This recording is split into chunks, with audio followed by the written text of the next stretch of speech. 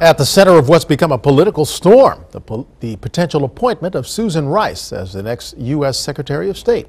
Here to share some insight on the process is Yohuru Williams, Ph.D., Chair of the Department of History and Director of Black Studies at Fairfield University. Thanks for joining us today. Good seeing you. Let's talk about what's at heart on this whole. I mean, there hasn't even been a nomination or a proposal, but yet her name's been floated, and all of a sudden we've got major war going on.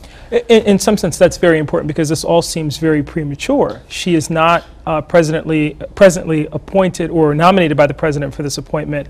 The position isn't vacated yet, and so again, this preemptive strike that we're seeing on the part of the Republicans in terms of the potential for her nomination is problematic in a number of ways.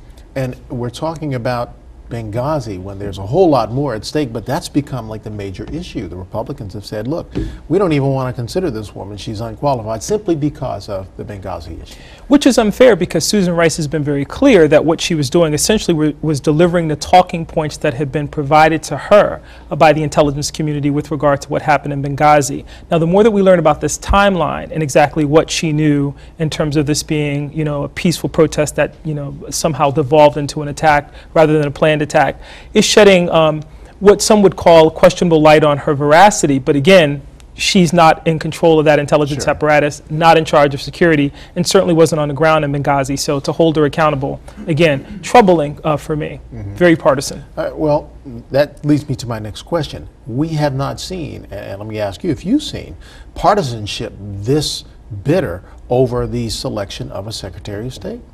It's been a while, and I think what's interesting about this is that it speaks to the problems that Obama will continue to have, where the Republicans simply are using obstructionist tactics to derail the president. One of the things that Obama has been very successful at is forging a foreign policy, which has been, for the most part, very successful. The Republicans in highlighting the Benghazi attacks are essentially trying to find a way to call into question what the president is doing in terms of an overarching scheme of foreign policy. And again, focusing on something that is beyond the purview of the person who's been singled out here, tells you that they're struggling to find some way to decry the president's foreign policy. Mitch McConnell said in the beginning of the president's first, after he was elected, his first term, that they were going to do everything they could to make him a one-term president. He stood in the way of everything.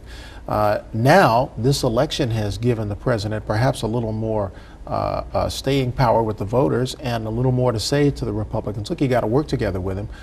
But they haven't seemed to be willing to do that yet. Is that your take on what's happening? It's definitely my take, and I think to the detriment of the party, to the Republican Party. In this particular instance, if you look at Susan Rice, everyone says that she's more than qualified for this position.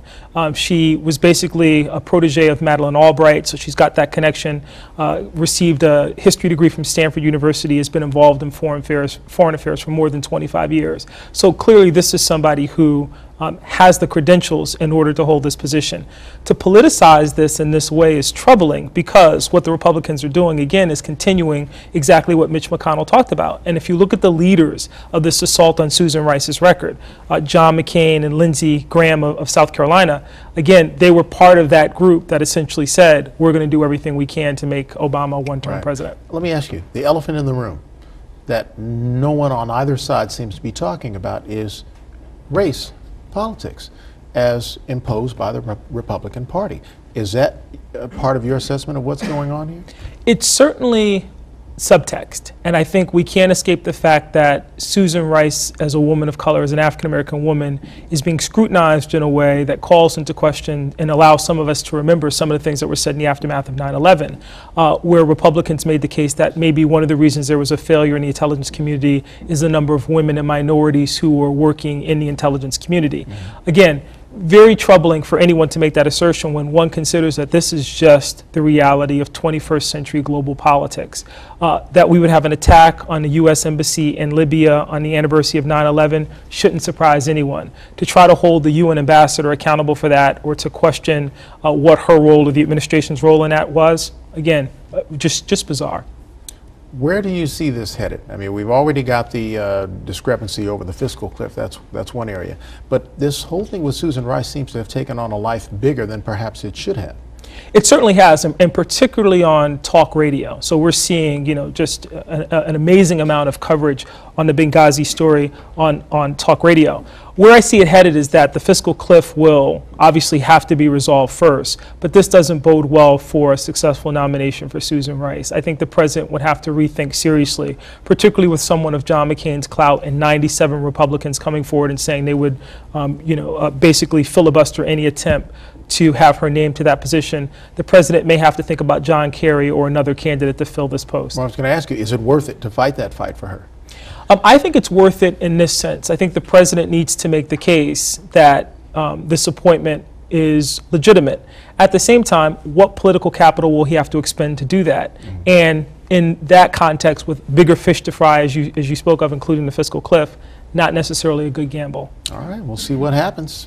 Yohuru Williams, always a pleasure. Great seeing you. Thanks.